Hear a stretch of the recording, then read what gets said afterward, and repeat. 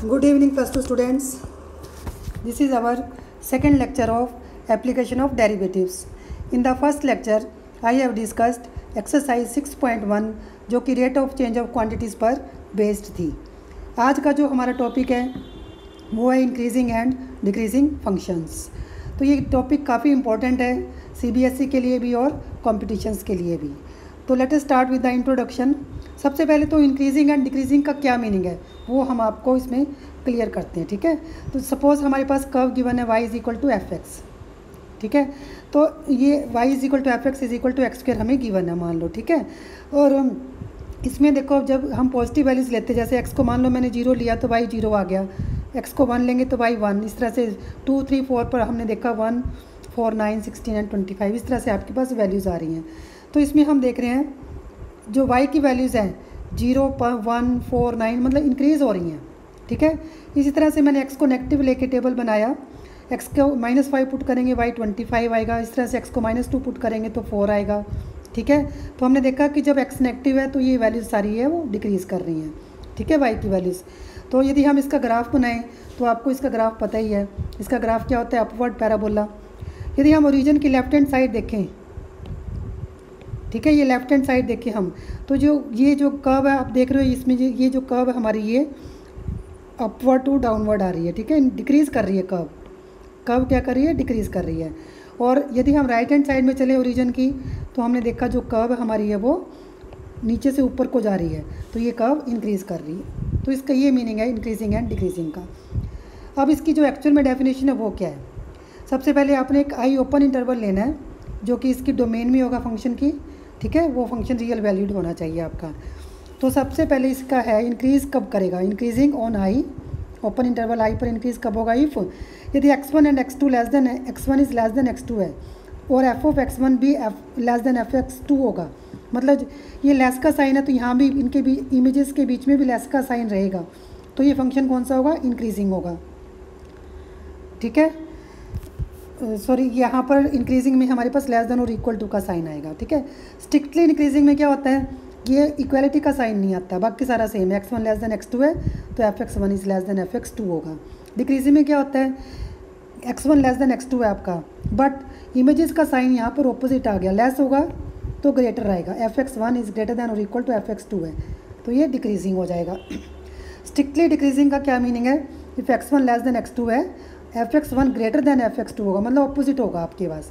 Opposite में decrease करेगा function और सेम साइन में इंक्रीज़ करता है. ठीक है, जैसे कि मैंने ग्राफ बनाए हैं, ये जो फर्स्ट हमारे पास ग्राफ है ये हमारे पास है इंक्रीजिंग फंक्शन का, और ये जो स्मूथ कर्व आ रही है ये स्ट्रिक्टली इंक्रीजिंग फंक्शन है. सेकंड में, थर्ड में डिक्रीज़ कर रहा है, डिक्रीजिंग फंक्शन है.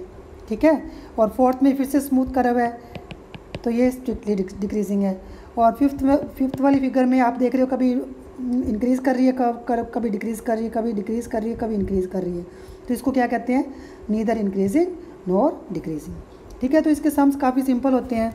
तो इसकी जो हम एनसीईआरटी की सबसे पहले एग्जांपल्स को डिस्कस करेंगे, ये एग्जांपल नंबर 7 था आपकी. ठीक है, ये काफ़ी सिंपल है. अभी इसी डेफिनेशन पर बेस्ड हम कर रहे हैं. ठीक है, ये हमने शो करना है कि ये फंक्शन इंक्रीजिंग होगा, स्ट्रिक्टली इंक्रीजिंग होगा. मोस्टली हम स्ट्रिक्टली इंक्रीजिंग वाले करते हैं, मतलब इक्वालिटी का साइन हम इसमें यूज़ नहीं करते हैं. तो मैं क्या करती हूँ, late x1 less than x2 ले लेती हूँ. ठीक है, अब मेरे को इसको 7 बनाना. ठीक है, तो 7x1 is less then 7x2 हो गया. -3 दोनों में ऐड कर दें आप. तो हमने देखा कि जो हमारा प्री इमेजेस में रिलेशन था वही हमारा इमेजेस में रिलेशन आ गया, मतलब यहाँ पर लेस का साइन था तो यहाँ भी लेस का साइन आ गया, तो फंक्शन क्या बना? स्ट्रिक्टली इंक्रीजिंग बना. ठीक है, अब जो आगे जाके हमने सम्स में मोस्टली जो यूज़ करना है वो है first derivative test for finding increasing and decreasing functions. तो ये काफ़ी सिंपल है. ये देखो, f is strictly increasing in A B if f dash x is greater than 0 होगा for every x belonging to A B होगा. और यदि डेरिवेटिव नेगेटिव होगा तो फंक्शन क्या बनेगा? डिक्रीजिंग बनेगा for all x belonging to A B. ये आपने डेफिनेशन याद करनी है. और if function will be increasing और डिक्रीजिंग इन आर होगा इफ़ इट इज़ सो, मतलब इंक्रीजिंग या डिक्रीजिंग होगा in every interval of R, मतलब आर के हर एक पॉइंट पर ये इंक्रीज, मतलब इंटरवल्स पे ही होता है ना इंक्रीज डिक्रीजिंग, तो एवरी इंटरवल ऑफ आर आपने करना है. तो ये बड़ा सिंपल है. जैसे कि अब ये सम है मेरे पास, एग्जाम्पल नंबर 8 है, मैंने इसका डेरिवेटिव किया, फंक्शन का डेरिवेटिव क्या आएगा 3x² माइनस 6x प्लस 4। ठीक है, इसके आप इसमें से यदि हम 3 कॉमन निकाल लें एक बार, ठीक है, 3 कॉमन निकालें तो x² माइनस 2x आएगा, प्लस 1 कर देते हैं, माइनस 1 करेंगे तो मतलब -3 हो गया, प्लस 4 हो गया, तो ये बना 3 इंटू x माइनस 1 का होल स्क्वायर प्लस 1 बन गया। अब आपको पता है कि स्क्वायर इज ऑलवेज क्या होता है, पॉजिटिव। ठीक है, 3 पॉजिटिव नंबर है तो ये सारा पॉजिटिव हो गया हमारा फर्स्ट टर्म, इसमें 1 ऐड करेंगे तो ये सारे की सारी टर्म क्या होगी, positive for every interval in are, मतलब फॉर एवरी एक्स कह देते हैं हम इसमें। ठीक है, तो ये देयरफॉर द फंक्शन कौन सा बनेगा, इंक्रीजिंग बनेगा। आपने पूरा लिखना है इसको। ठीक है, अब है example number 9। F x given आपको कॉज एक्स, इसका आप डेरिवेटिव करेंगे, एफ डैश एक्स कितना आएगा माइनस साइन एक्स। ठीक है, अब आपको पता है जो मतलब कि इसमें हमने बताना है कि F is strictly decreasing in first part है 0 to पाई में, ये स्ट्रिक्टली डिक्रीजिंग होगा। अब हमें पता है जो साइन है, sine is positive in the first quadrant, in the second quadrant, but because of this negative sign तो ये 0 से पाई में क्या बन जाएगा, नेगेटिव फंक्शन बन जाएगा। ठीक है, therefore F dash x is negative in 0 to pi, therefore 0 to पाई में ये फंक्शन कौन सा बनेगा, डिक्रीजिंग बनेगा। बी पार्ट इसका है पाई से 2 पाई में ये फंक्शन जो है वो इंक्रीज़ कर रहा है। पाई से 2 पाई मतलब ये दोनों क्वाड्रेंट हो गई, थर्ड एंड फोर्थ में आपको पता है साइन नेगेटिव होता है, बट एफ डैश एक्स हमारा कितना है माइनस, नेगेटिव तो ऑलरेडी है तो ये पॉजिटिव हो गया, तो फंक्शन कौन सा बन गया, इंक्रीजिंग। थर्ड है 0 से 2 पाई में ये कह रहा है कि फंक्शन जो सा वो डिक्रीजिंग है, neither increasing neither decreasing nor increasing. तो फिर हमने देखा कि हाफ इंटरवल में 0 से पाई में हमने देखा 0 से पाई में फंक्शन डिक्रीज़ कर रहा है और पाई से 2 पाई में फंक्शन इंक्रीज़ कर रहा है। तो पूरे इंटरवल में 0 से 2 पाई में तो क्या होगा, जब इंक्रीजिंग एंड डिक्रीजिंग की बात हम कर रहे होते हैं तो पूरे इंटरवल में फंक्शन शुड इधर इंक्रीज़ और डिक्रीज़। यदि आधे हाफ में इंक्रीज़ कर रहा है, हाफ में डिक्रीज़ कर रहा है, तो इसको हम क्या कहते हैं, इसको कहते हैं कि function is neither increasing nor decreasing. ठीक है, अब जो एग्जांपल नंबर 10 है इसमें हमने क्या करना है, हमने इंटरवल्स बताने हैं कि in which intervals the function f x is equal to x² minus 4x plus 6 is strictly increasing या स्ट्रिक्टली डिक्रीजिंग होगा। सबसे पहले आप डेरिवेटिव कर लो। ठीक है, तो इसका डेरिवेटिव 2x माइनस 4 आ गया, x कॉमन निकाल लिया, x माइनस 2 आ गया। अब आप एक नंबर लाइन बनाएं, ये 2 आपका, जब हम 2 से राइट हैंड साइड में जाएंगे तो x ग्रेटर दैन 2 होगा, तो x माइनस 2 क्या होगा, पॉजिटिव होगा, तो एफ डैश एक्स क्या होगा, पॉजिटिव होगा, क्योंकि 2 तो ऑलरेडी पॉजिटिव है तो इसमें फंक्शन क्या करेगा, इंक्रीज़ करेगा 2 से इन्फिनिटी में। ठीक है, देखो इंटरवल बन गया ना अपने आप ही। और जब x लेस देन, जब आपके पास x लेस देन 2 होगा, इसमें x लेस देन 2 होगा तो x माइनस 2 नेगेटिव बन जाएगा। इस केस में एफ डैश एक्स हमारा नेगेटिव बन गया तो इसमें डिक्रीज़ कर गया, तो माइनस इन्फिनिटी टू 2 में क्या बन गया, ये डिक्रीजिंग फंक्शन हो गया। तो इस तरह से आपने लिखना है पूरा स्टेटमेंट्स में जो कि एग्जाम्पल में लिखा हुआ है। ठीक है, मतलब स्ट्रिक्टली वाले ही सारे हैं। यदि हमारे पास सिंपल डिक्रीजिंग या इंक्रीजिंग होगा फिर आपने इक्वालिटी लगानी है, ऐसे क्लोज्ड इंटरवल लगाना है जब आपके पास सिंपल इंक्रीजिंग या डिक्रीजिंग होगा। ये जो था ये हमारा स्ट्रिक्टली वाला था, ये सिंपल वाला है। ठीक है, ये आपने देख लेना अच्छे से ना, जो एग्ज़ाम में पूछेंगे, एग्जामिनर पूछता है वही आपने बताना होता है। अब एग्जाम्पल नंबर 11 है, ये देखो हर एक एग्जाम्पल जो सी ये इंपॉर्टेंट एग्जाम्पल है और यूनिक हर एक अलग टाइप की एग्जाम्पल है। 4x³ minus 6x² minus 72x plus 30 है। हमने इसका डेरिवेटिव किया, हमारे पास आ गया 12x² माइनस 12x माइनस 72, तो 12 कॉमन निकाल लें, x² माइनस x माइनस 6 आ गया। इसके फैक्टर बनाएं आप x minus 3 into x plus 2। ठीक है। तो x की वैल्यू कितनी आ गई आपके पास, -2 एंड 3, ठीक है। अब आपने नंबर लाइन बनानी है, देखो ऐसे, ये आपका f' है, यहाँ पर होगा -2, यहाँ पर 3 होगा, ठीक है। तो हमारे पास ये देखो तीन इंटरवल बने, एक तो ये वाला, एक हमारे पास बना ये 2 से 3 वाला, और एक हमारे पास बना 3 से इन्फिनिटी वाला, ठीक है। आपने केयरफुली करना है। अब आप ये देखो इनकी पोजीशन चेक करो। Case 1, when x is less then -2, मतलब यहाँ पर x होगा, ठीक है। तो x जो सा वो 3 से भी लेस हो जाएगा फिर तो, ठीक है ना। तो x+2 जो फैक्टर है वो हमारा पॉजिटिव बना, नेगेटिव बना, x+3 फैक्टर भी हमारा नेगेटिव बना, ठीक है। तो जो f' का जो साइन आएगा वो क्या आएगा, 12 तो पॉजिटिव ही है, नेगेटिव इंटू नेगेटिव, कैसे लिखना आपने, नेगेटिव इंटू नेगेटिव पॉजिटिव हो गया। तो पॉजिटिव हो गया तो इस वाले इंटरवल में फंक्शन क्या करेगा, इंक्रीज़ करेगा, स्ट्रिक्टली इंक्रीजिंग, ऐसे करना आपने, ठीक है। अब केस 2, जब आपके पास x इसमें होगा 2 से 3 के बीच में होगा x, ठीक है, 2 is less than x is less then 3 होगा। इस केस में क्या होगा, x 2 से ग्रेटर है और x -2 से ग्रेटर हो गया, x -2 है, सॉरी यहाँ पर x 3 से लेस है, तो x+2 पॉजिटिव हो गया और x -3 नेगेटिव हो गया। तो एक फैक्टर पॉजिटिव है, एक फैक्टर नेगेटिव है, तो नेगेटिव इंटू पॉजिटिव क्या आएगा, नेगेटिव आएगा।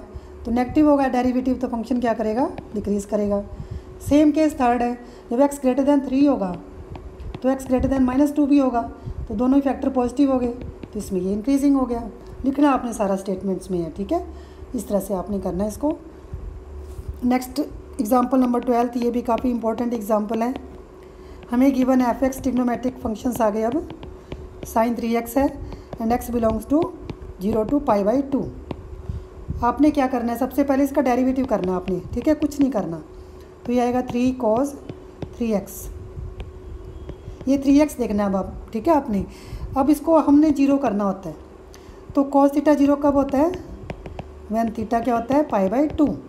तो इसमें यदि हम cos 3x को 0 करेंगे, क्योंकि 3 तो 0 नहीं होता ना, तो ये कितना आएगा, cos π/2 आएगा। तो 3x की जो वैल्यू है आपके पास, क्योंकि ये आपका इंटरवल है 0 से π/2 है ना, ठीक है। तो ये जो इंटरवल बना हमारा, हमें एंगल 3x चाहिए, देखो, ठीक है।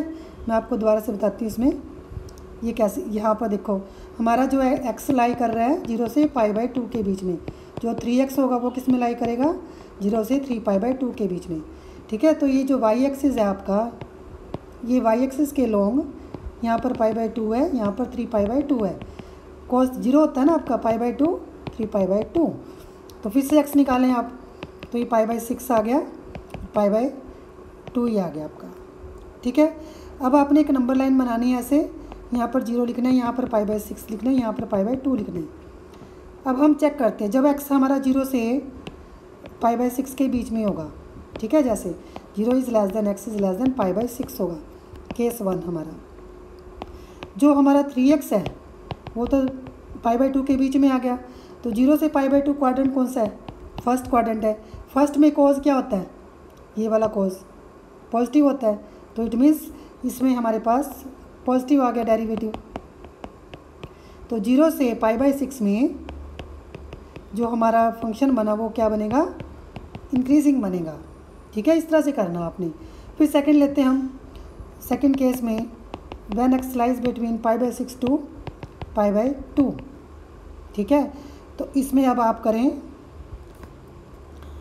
इसमें हमने करना है 3 से मल्टीप्लाई करेंगे तो ये कितना बनेगा, π/2 3π/2। मतलब जो अब f' हमारा cos x है, तो ये 3π/2 से लेकर 3π/2 तक cos क्या होता है, नेगेटिव होता है। तो नेगेटिव होगा तो f' डेरिवेटिव क्या बन जाएगा, नेगेटिव बन जाएगा। तो डेरिवेटिव नेगेटिव होगा तो फंक्शन कौन सा बनेगा, डिक्रीजिंग बन जाएगा।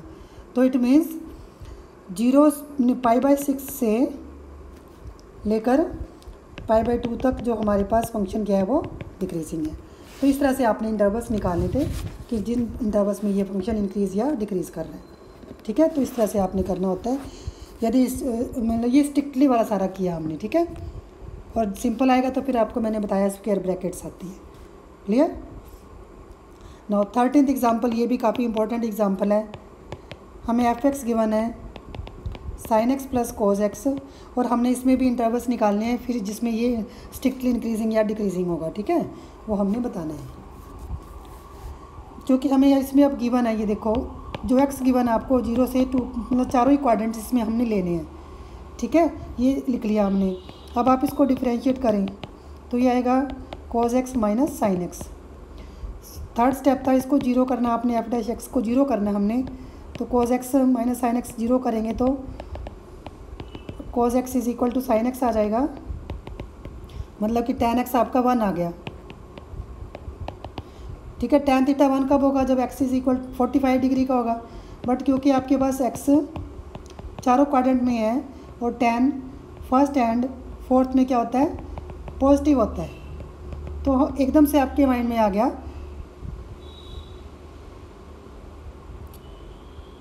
सॉरी ये बनेगा 5π/4, ठीक है। तो एकदम से आ गया आपके पास x की वैल्यू π/4 एंड 5π/4, ये तो x की वैल्यूज़ आ गई। इसके बाद आपने क्या करना है, एक नंबर लाइन ऐसे बनानी है।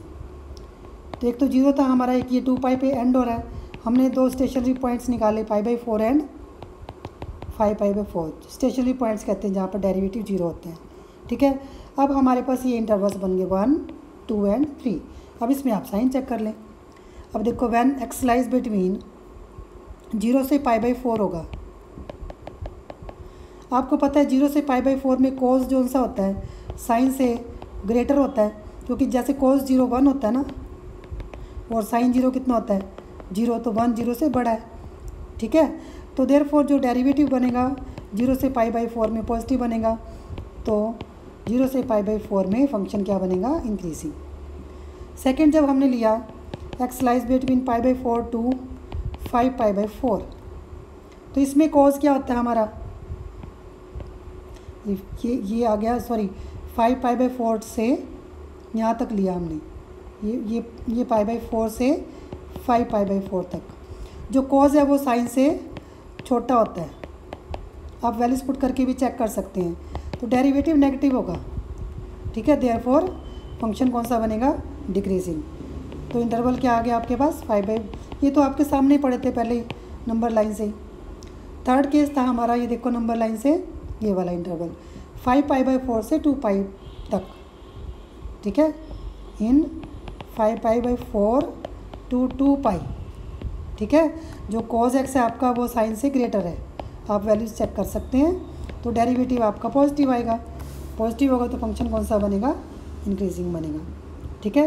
तो इस तरह से हमने देखा कि 0 से π/4 में फंक्शन इंक्रीज़ कर रहा है, फिर डिक्रीज़ कर रहा है, फिर इंक्रीज़ कर रहा है। ये सारा लिखना है आपने जैसे कि एनसीईआरटी की बुक में लिखा हुआ है, ठीक है। तो इस क्लास में इतने, नेक्स्ट क्लास में हम एक्सरसाइज 6.2 करेंगे ट्राई, ठीक है, डिस्कस करेंगे। तो वो एक बार आप ट्राई करके आना, यदि आप ट्राई करके आओगे तो आपको बहुत अच्छा समझ में आएगा, ठीक है। Thank you very much.